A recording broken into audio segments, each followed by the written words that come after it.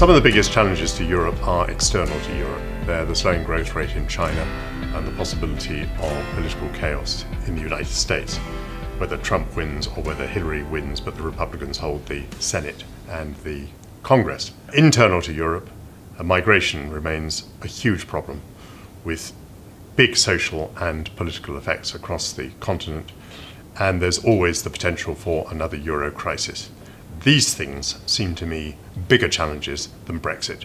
The economic slowing is for the moment a hypothesis rather than a fact. We can see that prices may rise because of the depreciation of the currency. Nonetheless, the euro-sterling exchange rate is about the same now as it was at the beginning of 2012, just to put this in perspective.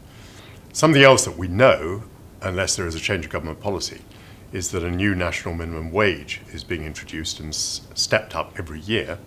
And that will, I imagine, have an impact on wage rates everywhere.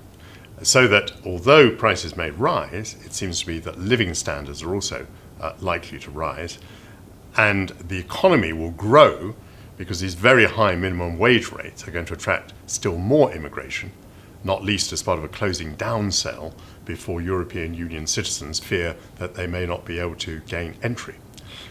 As to what the government may wish to do, first of all, of course, the Bank of England has been pretty active on the monetary front. We have a new Chancellor of the Exchequer, and we do not know what his policy is. But what is likely is his policy is not going to be the same as George Osborne's. In other words, he's not going to aim for the same rate of deficit reduction as his predecessor. And that in itself will leave more liquidity in the economy. It's probably just worth saying in parenthesis that we're still running a tremendous deficit 10 years after 2007. So the idea that we've been through austerity, I think is pretty far-fetched. I mean, actually what we've done is every year we've spent vastly more than we've earned year after year after year, and we've been stocking up the national debt. But nonetheless, it seems to me that the prospect is still looser monetary conditions and an even slower rate of reducing our deficit.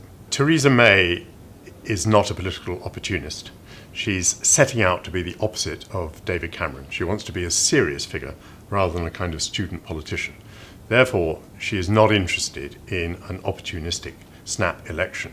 The only exception to that would be if public opinion began to grow into a massive swell, saying that she had no legitimacy because she did not win the general election.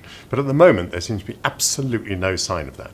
I think the British public, having had a general election a year ago and a referendum this year, are not in the mood for another general election. So other things being equal, through to 2020 we go.